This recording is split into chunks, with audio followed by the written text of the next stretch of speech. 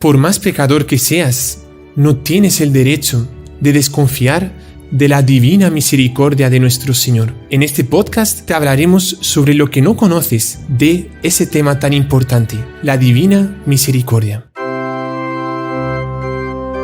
Salve María, el podcast católico en español de los Heraldos del Evangelio.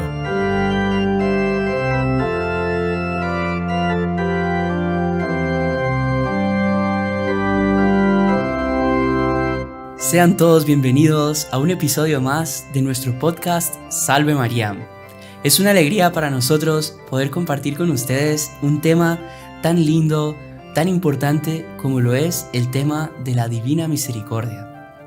Es un tema que yo creo que nos toca a todos porque todos necesitamos de misericordia. ¿Quién se escapa de la misericordia? O sea, yo creo que a todos nos sirve.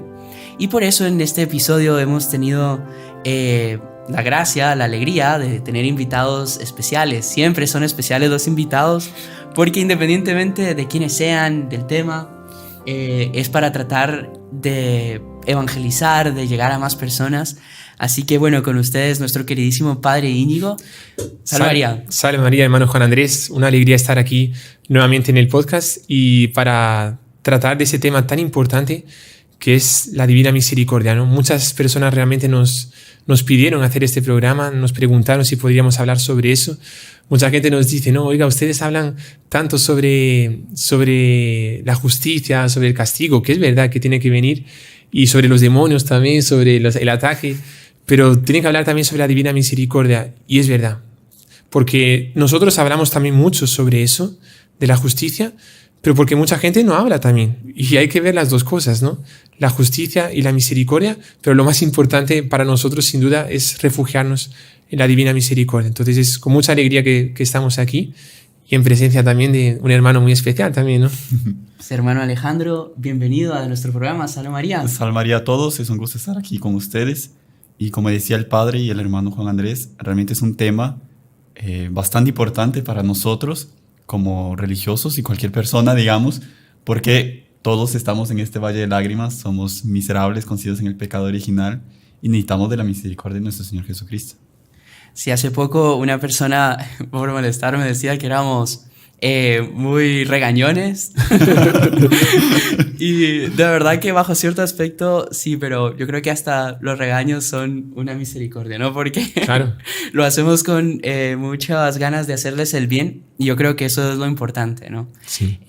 Pero me parece que antes de comenzar con un tema es muy importante definir el tema, ¿no? Uh-huh. Porque, por ejemplo, San Ignacio de Loyola, él decía que para resolver un problema, el 80% estaba en saber definir el problema. Impresionante. Si una persona no sabe explicar el problema que tiene, uh-huh, ¿cómo vamos a resolver el problema, no? Exactamente. Entonces, bueno, en este caso lo vamos a aplicar a la misericordia. Tenemos que primero definirla y ver qué significa para de ahí nosotros poder desdoblar, como cuando uno va desdoblando una tela y ver todos esos aspectos tan lindos y tan, digamos, aplicables a nuestra vida, uh-huh, y de una manera tan importante como es la misericordia, ¿no?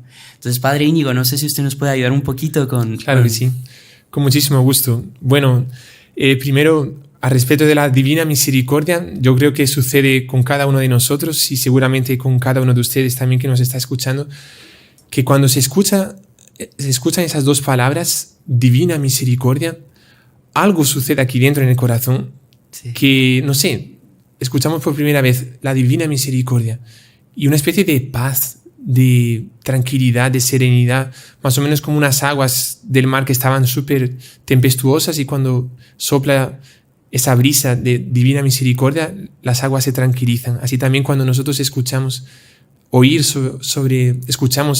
hablar sobre la Divina Misericordia, en ese momento como que las aguas de nuestro corazón también se tranquilizan y es más o menos como si estuviésemos en un túnel lleno de problemas, que no tiene problemas hoy en día, ¿no? Estamos llenos de problemas, de cosas que no sabemos cómo solucionar, con muchas alegrías evidentemente, pero ¿cuánta gente hay que sufre, que tiene problemas y a veces viene gente a hablar y está en un túnel que él ve que no tiene salida?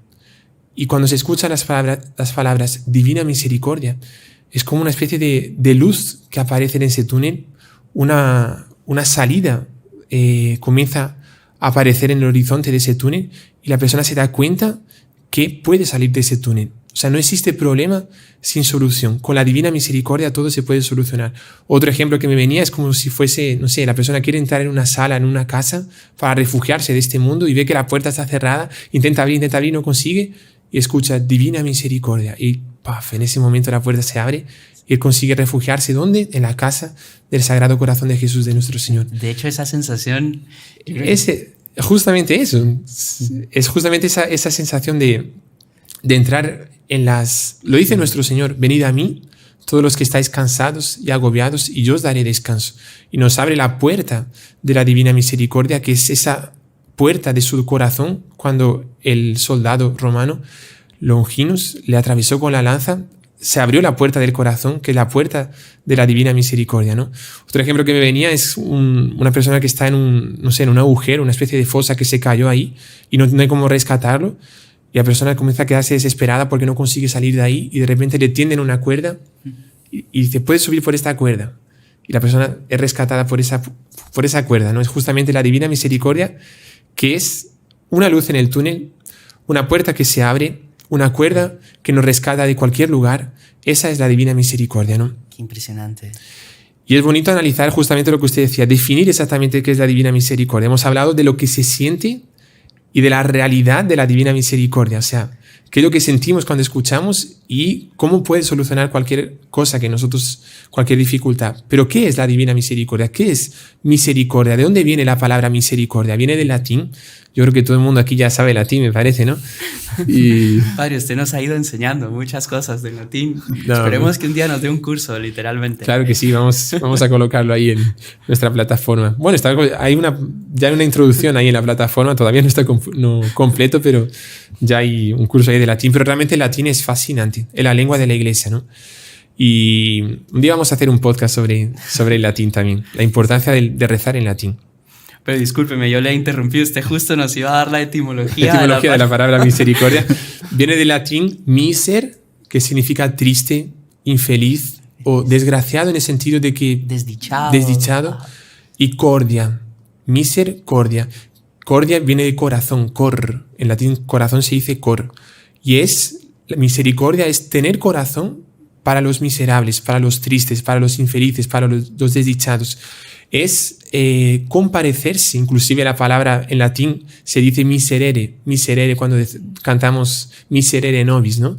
Es ten piedad de nosotros, ten misericordia de nosotros, porque viene de ahí, de compadecerse del triste, del desdichado. Esa era la raíz etimológica. No sé si usted tiene una definición bien precisa, así teológica, ¿no? del padre Royo Marín. Exactamente. El padre Royo Marín, para los que no saben, es un dominico del siglo pasado que es uno de los grandes teólogos de la iglesia, ¿no? Él escribe un libro que se llama Teología Moral para Seglares y de ahí he sacado esta definición que me parece realmente lindísima, espectacular. Se las voy a leer porque es mucho mejor, ya que la vamos a definir, que sea la definición exacta, ¿no? Uh-huh. Misericordia es una virtud especial, fruto de la caridad, aunque distinta de ella, que nos inclina a compadecernos de las miserias y desgracias del prójimo, considerándolas en cierto modo como propias. Qué bonito eso. En cuanto contristan a nuestro hermano y en cuanto que podemos, además, vernos nosotros mismos en semejante estado. Es la virtud por excelencia de cuantas se refieren al prójimo. Y el mismo Dios manifiesta en grado sumo su omnipotencia, compadeciéndose misericordiosamente de nuestros males y remediando nuestras necesidades. Qué bonito. Qué bonita definición. Es impresionante porque vemos que nuestro Señor, o sea, nuestro Señor Jesucristo, la persona, digamos, de nuestro Señor, Dios se hizo hombre justamente para rescatarnos, se compadeció y tomó sobre sí nuestras necesidades, nuestros pecados, muriendo en la cruz. Es impresionante cómo la definición, digamos, de misericordia se aplica en su mayor auge justamente en nuestro Señor Jesucristo, ¿no? Sí, en el Sagrado Corazón de Jesús, que es el señor Dr. Plinio, el maestro, digamos, el que formó a nuestro fundador. Él decía que el Sagrado Corazón de Jesús era el puente, digamos, entre la divinidad y la humanidad de nuestro Señor Jesucristo. Porque es a través del corazón que nuestro Señor tuvo esa misericordia y, como dice el Padre Rollo Marín, muestra más su poder, perdonando. Su poder, exactamente. Él puede mostrar su omnipotencia de muchos modos, ¿no? Creando, castigando, de tantos modos. Pero la forma más perfecta, o sea, no más perfecta, porque todas son todos sí. Perfección en Él, pero, digamos, en grado sumo, la muestra con su misericordia, perdonando, ¿no? Sí, qué bonito. Y es curioso eso, ¿no? Como que para Dios lo hace todo perfecto, ¿no? Porque algunas personas dicen, ¿cuánta gente deja de creer en Dios? Porque dicen, si Dios existe, ¿por qué permite el mal, no? Eso es un tema también para otro podcast también. ¿Por qué Dios permite el mal, no? Y en realidad, Dios siempre permite el mal. Dios no quiere el mal, pero Dios permite el mal porque es el único que consigue sacar de un mal un bien mayor todavía. Y si no fuese nuestra miseria, nuestros pecados, Adán y Eva podrían no haber pecado. Y en consecuencia nosotros tal vez no hubiésemos pecado. Pero Dios lo permitió que fuese así. ¿Por qué? Porque lo más bonito de la historia, que fue que un Dios se hiciese hombre y que muriese por nosotros. Y esa encarnación, pero sobre todo la crucifixión, que fue lo más bonito, no hubiese sido posible si no fuese por el pecado. Qué impresionante. Por nuestras miserias. Y Dios, feliz culpa. O feliz culpa, dice San Agustín, que la cantamos siempre en el pregón pascual, ¿no? Sí. Y es justamente eso. Dios muestra, o sea, si no fuese el pecado, si no fuese las miserias que tenemos, Dios no veríamos toda la majestad de Dios, no veríamos a Dios por entero. Bueno, nunca lo vamos a poder ver porque es infinito. Pero ese aspecto de la divina misericordia solo se puede ver justamente porque hay miserables pecadores que hay que perdonar, ¿no? Qué bárbaro. Impresionante también que dice que de las virtudes que se relacionan al prójimo es la principal, ¿no? Impresionante. Porque es asumir las culpas de los otros como nuestras, ¿no? Qué interesante. Sabe que incluso el Jesús de la Misericordia a Santa Faustina le dice que uno no puede nunca excusarse de no tener misericordia con los demás, ¿no? Qué impresionante. Entonces uno ve cómo hasta en eso se aplica. Hay una frase de nuestro Señor, creo que es esa que usted dice, que solo recibirá la divina misericordia aquellos que practican la misericordia. Claro, es bonito decir, Dios me perdona todo, pero si usted no perdona al otro que necesita de su misericordia, nuestro Señor no le va a perdonar a usted. Bueno, solo rezamos en el Padre Nuestro, ¿no? Perdona nuestras ofensas como nosotros perdonamos a los que nos ofenden. Ahora, interesante, Padre, usted ha tocado un punto que tiene toda la razón, pero que también la misericordia es tan grande que hasta para aquellos que no tienen misericordia, nuestro Señor vino a de alguna manera rescatarlos, ¿no? Sí. Y que la misericordia justamente es eso, por más de que uno sea el peor de los pecadores, que el alma esté negra como el carbón, y la misericordia está para todos, ¿no? Sí. Así que todos estamos incluidos en la misericordia, hasta el último de los pecadores, ¿no? Claro. Incluso una frase, Padre, que yo no sé, usted me la comentó, que decía que entre más pecador, más derecho se tiene. Pero si quiere leerla, porque del diario 723, que es, en el fondo dicen los que hablan sobre la divina misericordia, dicen que es el centro de la espiritualidad de la divina misericordia, que es una frase de nuestro Señor a Santa Faustina Kowalska, que dice así: cuanto más grande es el pecador, tanto más grande es el derecho que tiene a mi misericordia. Qué impresionante. Claro que hay que saber entender esta frase, ¿no? Sí. Porque si no, uno puede decir, entonces cuanto más peco, más voy a recibir la misericordia de Dios. Y no es exactamente así, porque la condición para recibir la misericordia, una es ser misericordioso con los otros, pero también es la persona estar arrepentida. Claro. De sus pecados. O sea, Jesús, como usted decía, nuestro Señor va detrás del pecador, de cualquier pecador, el pecador, peor pecador que existe, que tiene su alma negra como un carbón, como usted decía, Jesús va detrás de esa persona para salvarla, por pura misericordia. Pero lo que es necesario para ser rescatada de esa situación en la cual él vive es que abra su corazón también a Jesús. Es dejarse amar. Dejarse amar. Y para eso tiene que estar arrepentido de sus pecados. Sí. Sería más o menos una imagen que me vino, sería más o menos como si hubiese una catástrofe, un terremoto, por ejemplo, no sé. Y ahí se aplica tanto la frase del derecho cuanto esa parte del arrepentimiento también. Imagínense una catástrofe que hubo, un terremoto, y una persona apenas tiene una brecha aquí en la cabeza, pero ni sangra ya. Vale, está herida, pero no hace falta que un médico la cure ni nada. O después va a tratarse un poco. Hay otro que, no sé, que le cayó una piedra en el pie. Y hay otro que está sepultado ahí entre los escombros casi muriéndose. El médico, los médicos, los bomberos y todo que vienen, ¿a quién van a rescatar primero? ¿Quién tiene más derecho de ser rescatado? El que más está sufriendo. El que está peor. El que está peor. Así también con la divina misericordia, el que está peor, que son los peores pecadores, tienen más derecho a ser rescatados. Qué lindo. Pero el bombero va hasta allá y el que está sufriendo tiene que dejarse guiar por el bombero, por el que le está rescatando, el que le está ayudando. Imagínense ustedes si aquel que está casi muriéndose llega al bombero o el de servicio de rescate y le dice, mire, tiene que hacer tal cosa así. Dice, no, yo me quedo aquí y usted váyase, por favor. O sea, no quiere la ayuda de aquel que le está rescatando. Ese se va a morir. Claro. Así también nuestro Señor Jesucristo va detrás del último pecador, pero es necesario que el pecador también quiera ser ayudado. Sí. Y eso es el arrepentimiento, quiera salir de su pecado. Ahí sí, Jesús, nuestro Señor, cura cualquier enfermedad, cualquier problema, cualquier enfermedad del alma, ¿no? Bueno, también enfermedad física también. Sabe que usted me hizo acordar, padre, que cierta vez hicimos un curso de primeros auxilios con la Cruz Roja y el instructor nos decía, lo primero que ustedes tienen que hacer es llegar, decir su nombre y preguntarle si la persona quiere ser ayudada. Qué interesante. Porque incluso ya han pasado casos de personas que fueron auxiliadas y después son demandadas por digamos, por el propio que fue El auxiliador. el auxiliado, demanda al auxiliador, digamos, imagínense. Entonces, Imagínense. pero tiene mucho de eso, ¿no? Sabe que la Santa Iglesia tiene, a lo largo de los siglos, ha ido explicitando cosas nuevas. No es descubriendo porque Siempre existieron. Sino que como que va explicando y, por así decir, desdoblando temas que parecen nuevos. Por ejemplo, el tema de la Divina Misericordia existe desde toda la eternidad, porque Dios es la misericordia. Claro. Es la Divina Misericordia. Pero, a decir verdad, es un tema prácticamente nuevo en los horizontes de la Iglesia, ¿verdad? Digo prácticamente nuevo porque ya explicamos que no es que no existía antes. Santa Teresita del Niño Jesús habla mucho de la misericordia. ¿Cuántos otros santos, verdad, que hablan de la misericordia?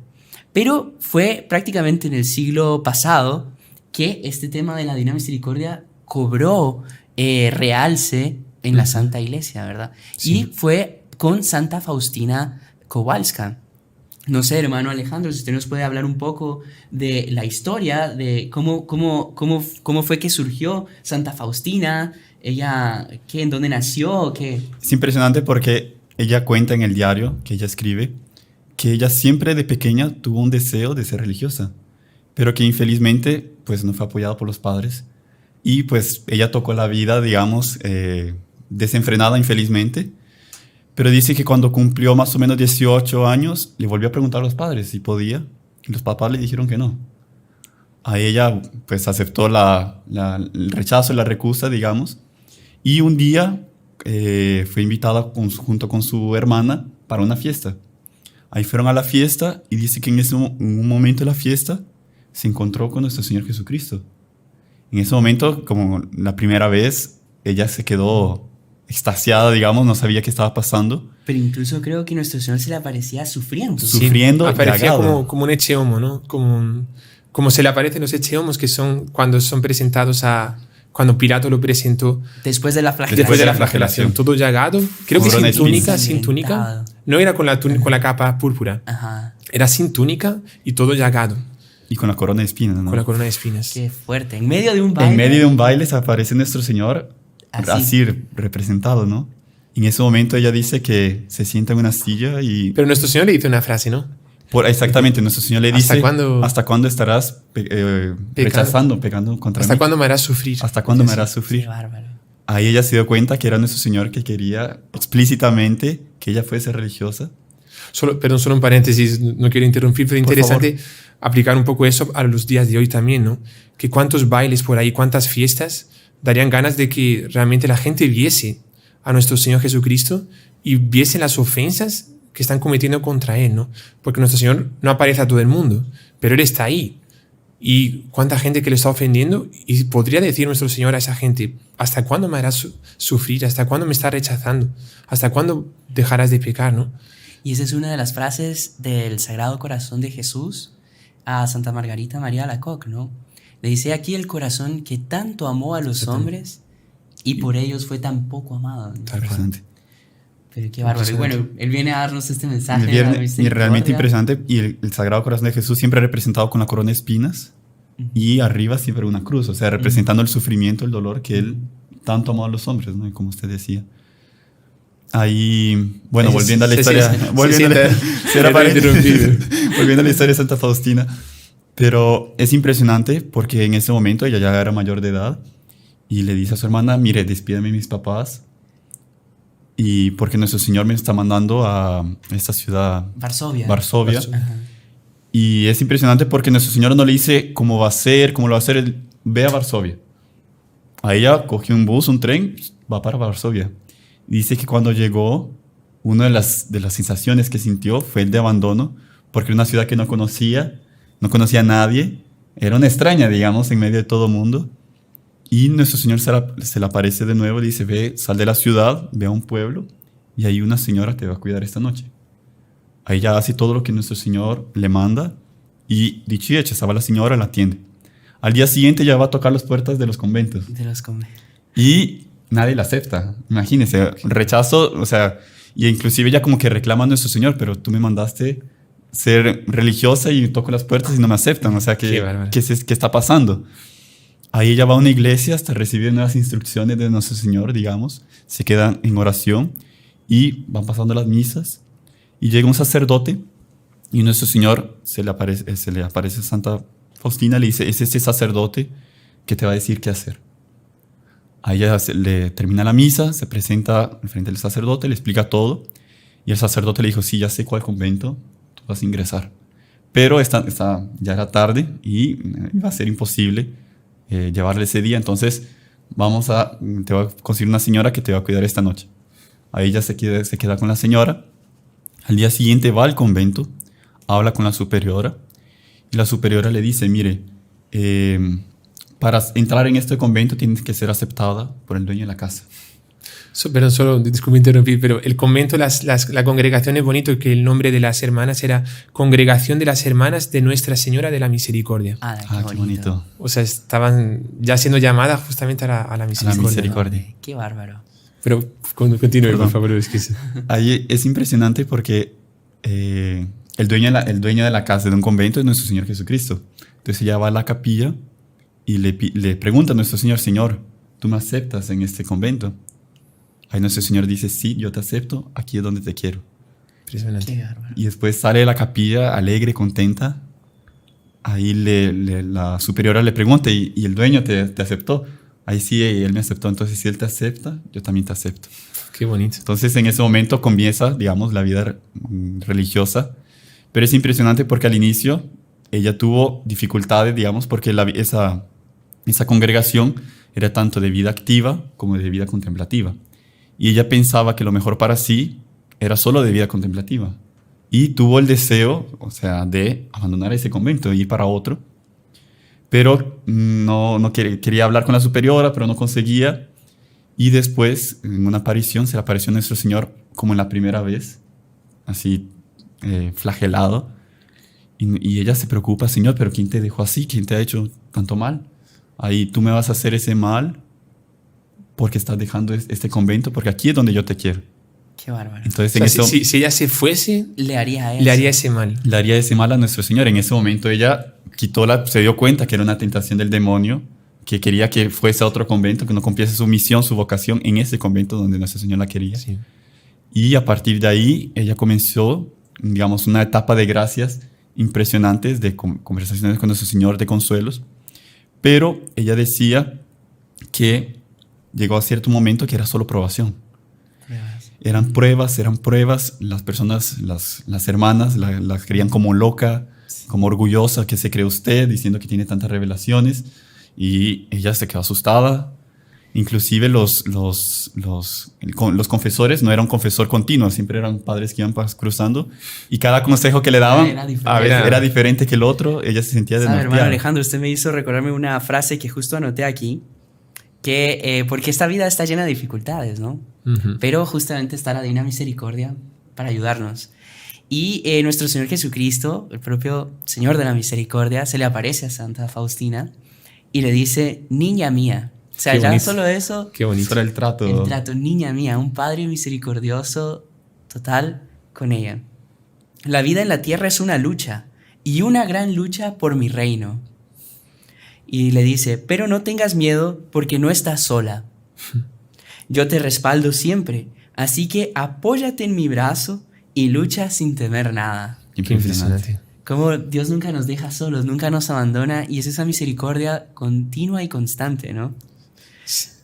Si nosotros tuviésemos en cuenta esa frase todos los días de nuestra vida, cómo nuestra vida sería diferente, ¿no? Porque lucha todo el mundo tiene. O sea, está escrito ahí, nuestro Señor dice, la vida es una lucha.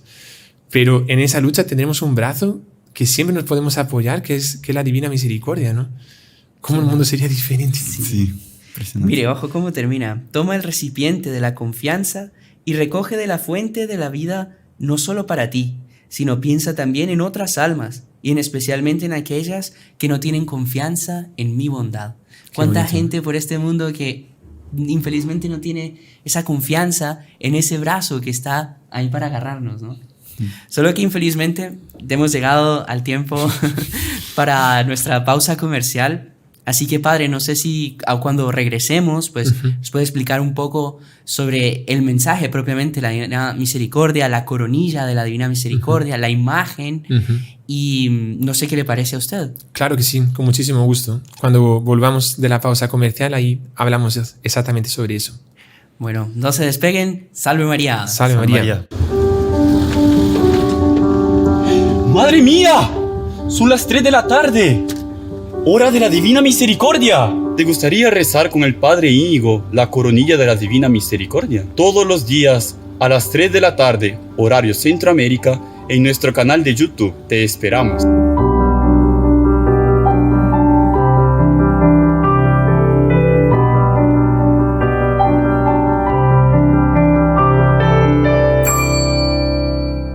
Regresamos con la segunda parte de nuestro programa, Salve María con los Heraldos del Evangelio. En nuestra primera parte tuvimos la alegría de hablar un poco sobre qué es la misericordia. También hablamos un poquito sobre cómo Santa Faustina ingresó al convento un poco. Y un detalle que se nos olvidó mencionar, pero que es importantísimo, es que ella tiene una gran misión, una misión importantísima y que, es más, les voy a leer la frase aquí extraída del diario de Sor Faustina, que el propio nuestro Señor Jesucristo fue el que le dio este encargo a ella. Él le dice, te envío a toda la humanidad con mi misericordia. No quiero castigar a la humanidad doliente, sino deseo sanarla, abrazarla a mi corazón misericordioso. Tú eres la secretaria de mi misericordia. Qué bonito. Impresionante. Imagínense que el propio Jesús se le aparezca a alguien y a una joven y la designe la secretaria de su misericordia. Qué impresionante, qué bárbaro. Y le da esa misión. Tú serás mi secretaria de la misericordia en esta vida y en la futura. Así que bueno, en esta segunda parte ya vamos a entrar propiamente en el mensaje de la Divina Misericordia. Vamos a hablar un poco de la coronilla de la Divina Misericordia, pero antes, para ir en el orden cronológico, vamos a hablar un poco de la imagen de la Divina Misericordia. Padre, ¿usted nos podría explicar un poco cómo es todo lo de la imagen? Claro que sí, con muchísimo gusto.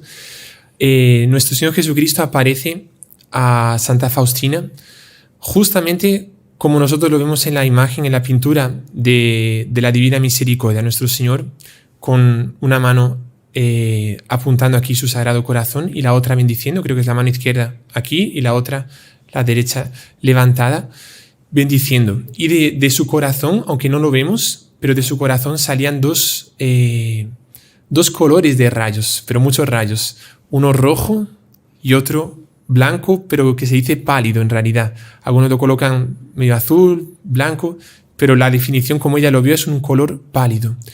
Y nuestro Señor Jesucristo le pide a Santa Faustina que consiga que se pinte un cuadro tal como lo estaba ella viendo a nuestro Señor Jesucristo. ¿Por qué? Porque con ese cuadro pintado, sería un mar de gracias, de misericordia sobre la humanidad. Y tenemos, bueno, él da la explicación del color rojo y ese color pálido también. Él dice así: el rayo pálido simboliza el agua que justifica las almas. Pálido porque es como agua, es transparente, ¿no? Y es justamente lo que salió del corazón de nuestro Señor Jesucristo cuando ya estaba muerto en la cruz. Y lo traspasaron, salió sangre y agua, está escrito, ¿no? Y son esos dos colores, es el color rojo de la sangre y el color pálido del agua. Ese color pálido significa el agua que justifica las almas, y el rayo rojo simboliza la sangre, que es la vida de las almas. Ambos rayos brotaron de las entrañas más profundas de mi misericordia cuando mi corazón agonizante fue abierto en la cruz por una lanza. Qué impresionante. Impresionante. Nuestro Señor Jesucristo muestra esa misericordia con esos dos colores que son símbolo de la sangre y del agua que brotó de su sagrado corazón. Y lo impresionante son las frases que él dice al respecto de la gente que tenga devoción a ese cuadro. Porque dice nuestro Señor. Después vamos a ver cómo fue toda la tratativa, digamos, hasta el hermano Alejandro nos va a contar cómo fue. No fue ya que lo pintó y no fue de la noche para el día. O sea, fue súper difícil. Vamos a verlo después, pero primero vamos a ver las promesas de nuestro Señor para la gente que tenga devoción a la divina misericordia. Dice así: prometo, nuestro Señor, prometo que el alma que venera esta imagen no perecerá. También prometo ya aquí en la tierra la victoria sobre los enemigos. Wow. Y sobre todo en la hora de la muerte. Yo mismo la defenderé como mi gloria. Me queman las llamas de la misericordia. Deseo derramarlas sobre las almas de los hombres. Y ahora viene un lamento de nuestro Señor. Oh, qué dolor me dan cuando no quieren aceptarlas. Dile a la humanidad doliente que se abrace a mi corazón misericordioso, y yo la llenaré de paz. La humanidad, miren qué frase, la humanidad no encontrará la paz hasta que no se dirija con confianza a mi misericordia. Impresionante. O sea, si nosotros vemos los problemas que hay hoy en día, siglo XX, siglo XXI, cuántas guerras, cuántas crisis, cuántos pecados, en el fondo es porque la gente no tiene devoción verdadera a la misericordia de nuestro Señor, porque nuestro Señor prometió aquí que si tuviesen devoción a la divina misericordia, todo el mundo encontraría la paz. Qué bárbaro. Todo Y el esa mundo es encontraría una la paz. promesa que nuestro Señor hace a raíz de la devoción a un cuadro que Él mandó a pintar. Es O impresionante. sea, imagínense, solo por tener devoción a esa imagen, a ese cuadro, nuestro Señor ya nos promete todo eso, ¿no? Sí. Nos promete la paz, nos promete vencer a nuestros enemigos, nos promete tanto, ¿no? Claro, dan ganas de colocar ese cuadro al tamaño real así Sí. y en todas las casas de la gente, ¿no? Que estuviesen ese cuadro. Después vamos a ver que hay dos cuadros, ¿no? Ajá. Que vamos a explicarlo también. Pero es una cosa tan impresionante de la promesa de nuestro Señor. Y aquí dice lo último, bueno, tal vez haya otras cosas, pero lo más importante lo hemos seleccionado. Dice así: habla al mundo de mi misericordia para que toda la humanidad conozca la infinita misericordia mía. Miren qué impresionante. Tanta gente habla sobre esto que vamos a decir aquí. Dice nuestro Señor: mi misericordia, ese cuadro, es la señal de los últimos tiempos. Después de ella vendrá el día de la justicia. Todavía queda tiempo. Que recurran, pues, a la fuente de mi misericordia, que se beneficien de la sangre y del agua que brotó para ellos. Antes de venir como el juez justo, abro de par en par las puertas de mi misericordia. Quien no quiere pasar por la puerta de mi misericordia, deberá pasar por la puerta de mi justicia. Impresionante. Si no me engaño, incluso en una de las frases, él dice que la divina misericordia es la última tabla de salvación. Sí, lo he Y leído cuando también. un barco Naufragio, por ejemplo. naufraga, generalmente quedan destrozos, ¿no? Ujú. Y los náufragos se agarran de lo que pueden, ¿no? Pero imagínense, la última tabla de salvación es la misericordia, ¿no? O sea, agarrarse ahí para no ahogarse en medio de este mundo, del caos de este mundo, ¿no? Impresionantísimo. Si no me engaño también, Padre, una de las frases decía que nuestro Señor quería que todo el mundo tuviese acceso a esa imagen, Qué bonito. ¿verdad? O sea, y ahí entramos en propiamente cómo fue que ¿Cómo surgió, fue, cómo nació, de dónde viene. Es impresionante porque Santa Faustina se le aparece a nuestro Señor así como está en el cuadro, y nuestro Señor le pide que le pinte, que se haga una pintura de acuerdo como ella está viendo. Solo que ella había recibido de Nuestro Señor que ya no podía hacer nada sin autorización del confesor o de la superiora. Entonces él fue a hablar con el confesor y le explicó que Nuestro Señor le quería que pintara. Y el confesor pues interpretó que el cuadro que Nuestro Señor quería que pintase fuese pintado en el corazón de ella. O sea, algo más espiritual y no algo físico. Ahí ella, pues, como no tenía obediencia, no mandó a hacer el cuadro. Pero sí fue a hablar con la superiora. Ahí la superiora le dijo que eso era pura imaginación, que no se preocupara y entonces ella se puso en la cabeza que era todo imaginación de ella. Y después Nuestro Señor le volvía a pedir varias veces volver a pintar el cuadro, solo que ella rechazaba en ese sentido que puede ser imaginación de ella, porque ella no tenía certeza absoluta que era Nuestro Señor.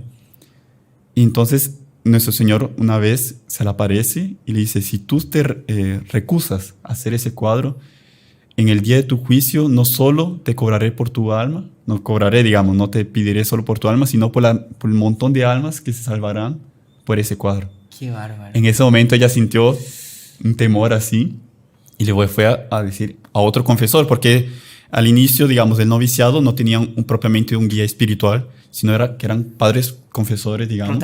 Rotativos, exactamente. Y ese padre, digamos, que la confesó esa vez, y dijo que sí, que era necesario, y le presentó a un pintor para coordinar, digamos, porque ella no sabía pintar, él sí sabía, pero no había visto a Nuestro Señor, sabe esas cosas complicadas a la hora de pintar. Y una vez a la semana ella siempre iba al estudio, digamos, donde el pintor estaba haciendo, y ella comenzó a llorar, porque veía que la pintura no era real, no era 100% como Nuestro Señor se había parecido, no era tan fidedigna. Entonces ella quedó así, le preguntó: Señor, pero, o sea, tú me pones en el camino a este pintor y no pinta bien, o sea, no consigue expresar bien cómo pintar. Y Nuestro Señor le dice que no se preocupara, porque no importa el cuadro en sí, lo que importa es la gracia que Nuestro Señor va a transponer a través del cuadro. Impresionante. Entonces, como que eso la tranquilizó, y realmente el cuadro, quien le hace acerca así la mirada de Nuestro Señor, sí, es como del Santo Sudario, digamos. Sí. Tiene varias fisionomías cada vez igual. Bonito también, perdón, padre. No, que inclusive Nuestro Señor, para tranquilizarla, porque ella realmente se afligía al ver que el cuadro no representaba la realidad, pero también cómo pintar a Nuestro Señor, o sea, ajá, cómo pintar a un Dios, ¿no? Y ahí Nuestro Señor se aparece, no como Él se aparecía como es, pero se aparece con las facciones del cuadro.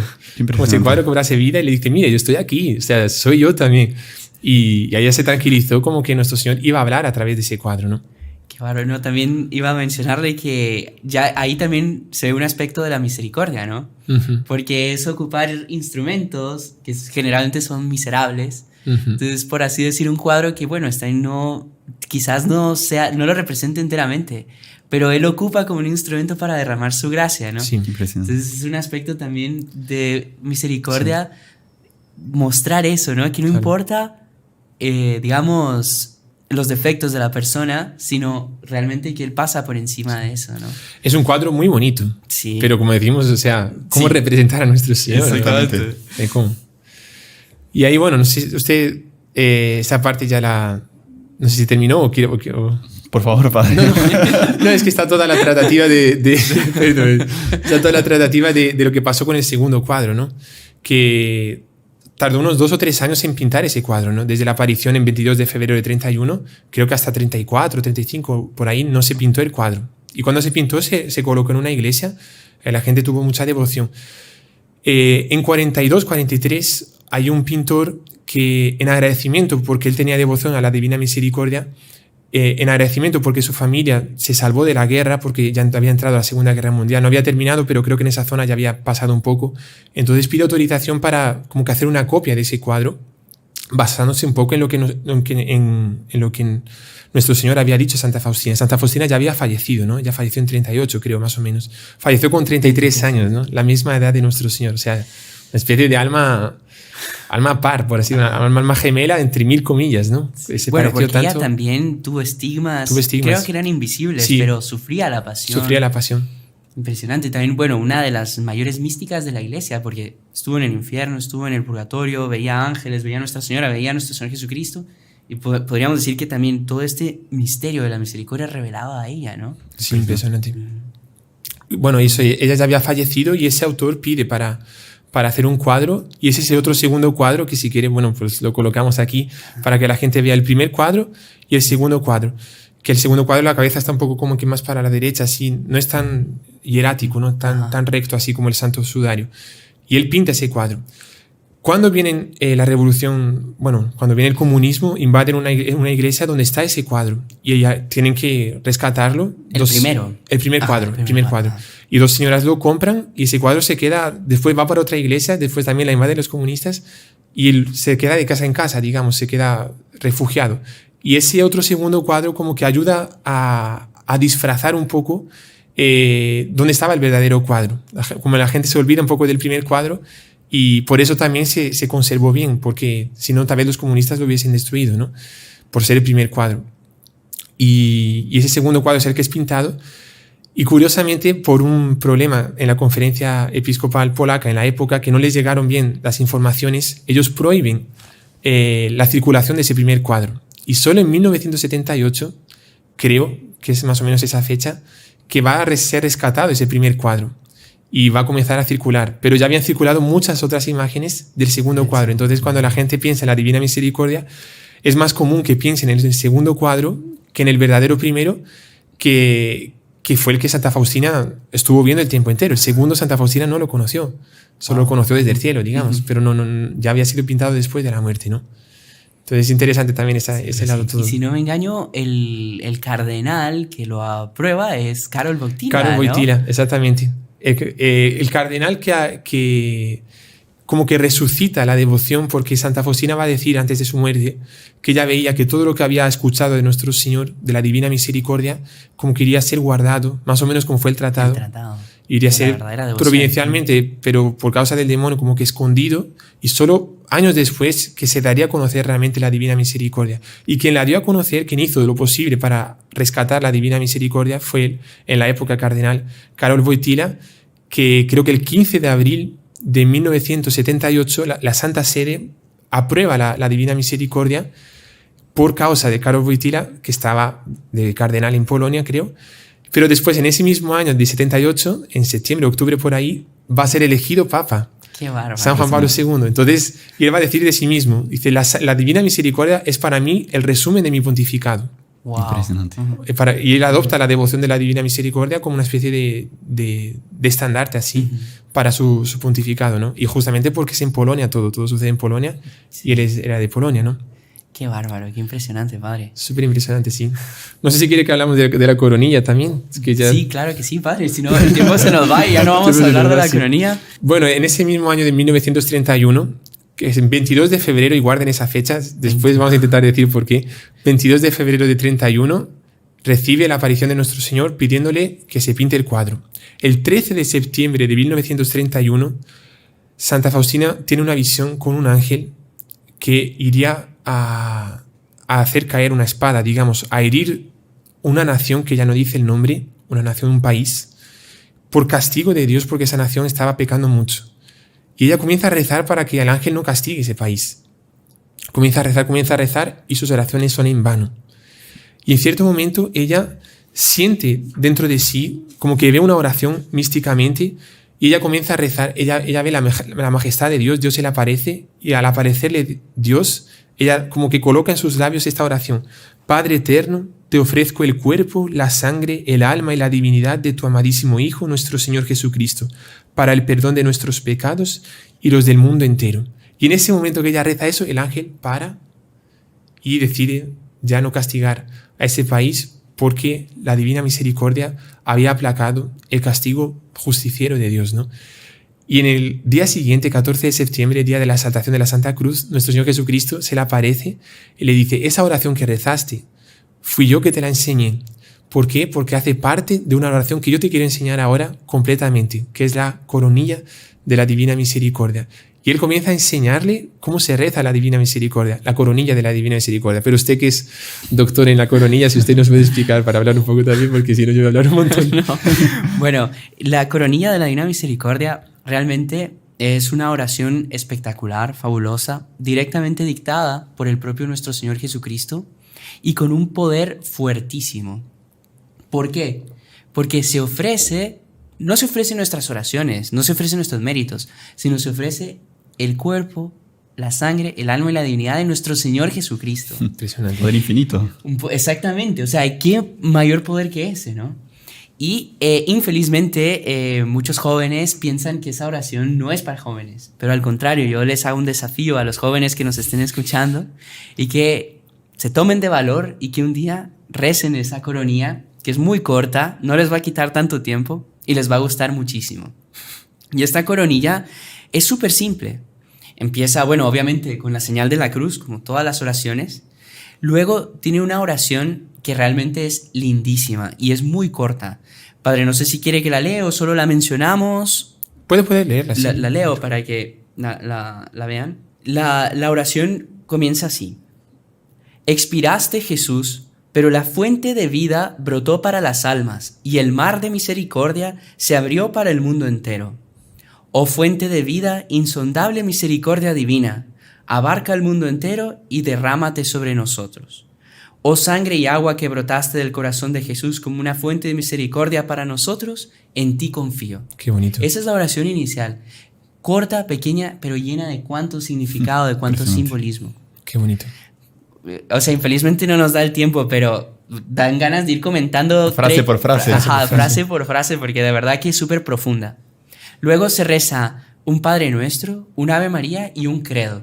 Uh-huh. Y luego vendría lo que propiamente serían, por así decir, la coronilla propiamente dicha, como que los misterios, digamos, del rosario. Por así Es interesante decirlo. mencionar eso, que es con el mismo rosario que se reza los misterios normales, el rosario mariano, o sea, misterios gozosos, tal. Exactamente. Con el mismo rosario, no es otro, es el mismo. Es el mismo. Y se aplica a cada cuenta, cada bolita, ¿no? Se aplica a una oración, ¿no? Exactamente. Interesante. Y ahí luego lo que sería, digamos, cada misterio, ahí es donde entra esta oración. Que ella escuchó o vio con la presencia del ángel y después Jesús le dijo que hacía parte de la coronilla, ¿no? Exactamente, y que ahí uno ve el poder que tiene, porque ella hizo muchas oraciones y el ángel no se detuvo. Pero cuando ella ofreció el cuerpo, la sangre, el alma y la divinidad de nuestro Señor Jesucristo, ahí el ángel, Uh-huh. ¿verdad? Entonces, por así decir, antes de cada misterio se dice lo siguiente: Padre eterno, te ofrezco el cuerpo, la sangre, el alma y la divinidad de tu amadísimo Hijo, nuestro Señor Jesucristo, como propiciación de nuestros pecados y los del mundo entero. Y ahí, en lugar de cada Ave María, se dice: por su dolorosa pasión, ten misericordia de nosotros y del mundo entero. Y así 10 veces. Luego, se vuelve a repetir esta oración hasta terminar, por así decir, los 5 misterios. Ahí termina con: Santo Dios, Santo fuerte, Santo inmortal, ten piedad de nosotros y del mundo entero 3 veces. Y luego una oración final, que también es preciosa y muy corta. Yo creo que si alguien reza esta coronilla se va a tardar 8 minutos. 8 minutos 7. si la reza así, digamos, 20. con solemnidad, en conjunto. Cuando la rezamos nosotros siempre a las 3 de la tarde, ¿no? Ajá. El tiempo uno lo ve en el canal, sale 8 minutos con Exacto. una pequeña meditación también, ¿no? Exactamente, Unas frases, sí. O sea, 7 minutos se puede tardar o 6. A lo mucho, porque Uh-huh. a veces cuando uno la reza solo, puede rezarla incluso en 5 5 minutos. 5 Uh-huh. minutos. Termina con la oración: Oh Dios eterno, en quien la misericordia es infinita y el tesoro de compasión inagotable, vuelve a nosotros tu mirada bondadosa y aumenta tu misericordia en nosotros, para que en los momentos difíciles no nos desesperemos ni nos desalentemos, sino que con gran confianza nos sometamos a tu santa voluntad, que es el amor y la misericordia mismos. Qué impresionante. Impresionante. Es una oración súper corta, súper simple, pero llena de significado. Y establecida por el propio Dios, ¿no? Nuestro Señor Exactamente. Y Jesucristo. que tiene unas promesas impresionantes. Sí. No sé si ustedes Yo tienen- tengo algunas frases aquí de nuestro Señor que dice así: a las almas que recen esta coronilla, mi misericordia las envolverá en vida y especialmente en la hora de la muerte. A través de ella obtendrás todo, si lo que pides está de acuerdo con mi voluntad. Los sacerdotes lo recomendarán a los pecadores como última tabla de salvación. Aquí es la frase que usted decía. Hasta el pecador más empedernido, si lo reza una vez tan solo, recibirá la gracia de mi misericordia infinita.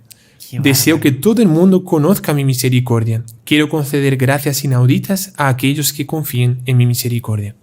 Impresionante. Sabe que incluso hay una promesa que es cuando uno la reza con un agonizante, alguien que está muriendo y uno ofrece esa coronilla por un agonizante. Dice que nuestro Señor no se va a presentar como juez ante él, sino como intercesor misericordioso. Qué impresionante. Muy lindo realmente. Qué bonito. Bueno, y también esto nos lleva a decir que existe una fiesta de la Divina Misericordia. Exactamente. Que el propio nuestro Señor instituyó y quiso que se instituyera en la Iglesia Universal, y tiene muchas cosas simbólicas también. Sí. Que por ejemplo es el primer domingo después de la Pascua, Ujú. y que justamente ese día el Evangelio es la institución de la confesión. Cuando nuestro Señor se aparece a los apóstoles y les dice: a quienes les perdonéis los pecados, Ujú. les serán perdonados, ¿no? Y es muy bonito Qué porque bonito. la confesión es el tribunal de la misericordia. Qué bonito. Uno piensa que el tribunal es solo de justicia, ¿no? Pero la confesión es... Cuando el reo viene para ser juzgado, con tal de que él pida perdón, ya siempre la sentencia del juez va a ser a favor del reo, ¿no? Del acusado. Es la misericordia. Impresionante. O sea, es un tribunal que desde que la persona pida perdón, ya se le va a perdonar. Sí, exactamente. Qué bonito. También una cosa muy bonita de todo este tema de la Divina Misericordia, el Padre nos decía en la primera parte que es uno de los temas más importantes de la actualidad, ¿no? Ujú. Si no es que es el más importante. Sabe que me parece que se aplica muchísimo. También Nuestra Señora en Fátima. Mucha gente piensa que Fátima es un mensaje de justicia, de castigos, pero Fátima en sí es un mensaje de misericordia. Claro. Porque Nuestra Señora nos promete el triunfo de su Inmaculado Corazón, que es el reino de María, ¿verdad? Que, por lo tanto, es el reino de Cristo en la tierra, el reino del Espíritu Santo, el reino de Dios Padre. Pero nuestro fundador decía que el reino de María es el reino de la misericordia. Impresionante. Y ahí uno ve cómo todo encaja, ¿no? Y cómo todo tiene una solución. Y este mundo en el que vivimos, que está, por así decir, cayéndose a los pedazos, como decía el Padre, es el mundo que más derecho tiene de la misericordia, ¿no? Porque nunca el mundo estuvo tan mal, por así decirlo, ¿no? Exactamente. Inclusive el señor doctor Plinio, el que formó a nuestro fundador, Monseñor Juan, él decía, ¿no? El reino de María no será el reino de los fuertes que nunca vacilaron, sino el reino de los flacos que siempre confiaron. Entonces, confiar en esa misericordia, que pues, qué más generación más quebrada que la de nosotros, que somos los más necesitados justamente de esa misericordia, ¿no? Y es bonito pensar eso, ¿no? Que usted hablaba del reino de María, que es el reino de Nuestra Señora, junto ella en cuanto esposa del Espíritu Santo, también madre de Dios Hijo y hija predilecta del Padre Eterno, ¿no? Que es el reino de Dios realmente establecido sobre la faz de la tierra. Eso lo que va a pasar en el reino de María, ¿no? Pero Nuestra Señora es llamada, y la cantamos y lo rezamos siempre en la salve, Madre de Misericordia, ¿no? O sea, porque ella es la madre de nuestro Señor, y nuestro Señor Jesucristo es la misericordia en esencia. Entonces no se comprendería una divina misericordia sin una mariana misericordia, por así decirlo. O sea, sin la misericordia de Nuestra Señora tampoco, o sea, no tiene sentido, ¿no? Los dos están juntos, ¿no? Esos dos corazones de misericordia están siempre juntos, ¿no? Incluso una de las frases del diario, si no me engaño es la 1521, dice: yo no solo soy la reina del cielo, sino que soy la madre de la misericordia, ¿no? Qué bonito. Qué bonito. Qué interesante, hermano. Y me parece que, no sé si ya estamos casi terminando. Tenemos pero unos 2 minutitos, dos padre. minutitos, pero me parece, Así que, por parece favor. oportuno terminar diciendo que para mí fue uno de los podcasts más bendecidos, porque se sentía realmente una presencia muy, muy misericordiosa aquí de Dios y de Nuestra Señora para hablar sobre un tema que realmente lo consideramos fundamentalísimo. Y para nosotros nos toca mucho la Divina Misericordia, contrariamente a lo que mucha gente podría pensar por ahí. ¿Por qué? Porque primero por todo lo que hemos hablado ya, pero segundo porque la providencia quiso unir a los heraldos del Evangelio con Santa Faustina, en la persona también de San Juan Pablo II. ¿Por qué? Porque la aparición de nuestro Señor Jesucristo, que él le pide a Santa Faustina que lo pinte, o sea, la aparición que determinó el cuadro de la Divina Misericordia fue el 22 de febrero de 31. Los heraldos del Evangelio fuimos aprobados por San Juan Pablo II un 22 de febrero del año 2001. O sea, 70 años después, cuadradamente 70 años después, 22 de febrero, Qué providencial, ¿eh? Providencial. Después, el Papa que va a rescatar y el cardenal también en la época, que va a salvar, por así decirlo, todo lo escrito sobre la Divina Misericordia, es el Papa que nos va a acoger a nosotros también. O sea, nosotros entramos oficialmente en la Iglesia en cuanto una orden religiosa instituida ya, gracias al mismo Papa que aprobó todos los escritos de Santa Faustina Kowalska, ¿no? Y es bonito también que en la canonización ella fue la primera santa canonizada en el segundo milenio. En tercer milenio. Sí, bueno. Sí, en el tercer milenio, exactamente. Perdón, en el año 2000. En el año 2000, 30 de abril del año 2000, Santa Faustina va a ser canonizada, es la primera santa que es canonizada en el tercer milenio, 2000 y tanto, ¿no? Porque claro. Y nosotros fuimos la primera orden religiosa aprobada por Juan Pablo II en el tercer milenio, en el año 2001. Un año después estábamos siendo aprobados por el mismo Papa que canonizó a Santa Faustina, que es la primera santa del tercer milenio. Ella es la primera santa del tercer milenio, nosotros somos la primera orden religiosa del tercer milenio. Oh, qué bonito que usted cuente todo esto, padre, porque realmente yo no había pensado en eso nunca y es como que una señal de verdad, de que estamos pues haciendo mucho bien a las almas al compartir todo esto, ¿no? Sí. No sé si usted tiene algo más que decir al respecto del cuadro. Sí, algo si usted lo prefiere mencionar. No, menciónelo usted, padre. No, la última relación que veo así, que estudiando un poco sobre la Divina Misericordia me vino, que inclusive lo podemos colocar aquí también para que la gente lo vea claro, pero que el cuadro de la Divina Misericordia, que por cierto, abajo está una frase también, que es Jesús, en vos confío, ¿no?